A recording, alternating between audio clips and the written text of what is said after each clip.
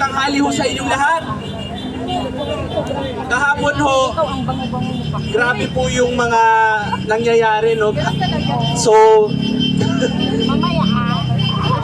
narito, meron po akong inilikhang tula. Kahapon ko lang po ito isinulat. At ito po ang ito ay pinamagatang Apoy ng Bayan. Nagpupuyos na sa galit ang taong bayan, sawa na sa kaliwat ka ng katiwalian. Pinagkaita ng maginhawang kinabukasan dahil sa mga gahamang nasa kapangyarihan. Matututo pa ba tayo sa ating nakaraan?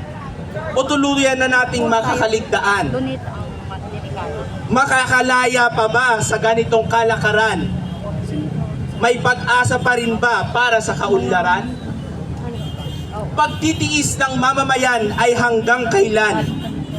Ang mga natitira pang nalangbang pagpipilian ay puwersa ng nakabubulag na kadiliman o ang mga kampon na lang ba ng kasamaan? Pakiusap lamang sa lahat ng aking mga kabayan, huwag naman natin kalimutan, hindi natin kailangang maghintay ng halalan upang madama ang pagbabago sa ating bayan. Hindi politiko ang mag-aalay sa atin ng kaligtasan, kundi tayo ring mga ordinaryong mamamayan.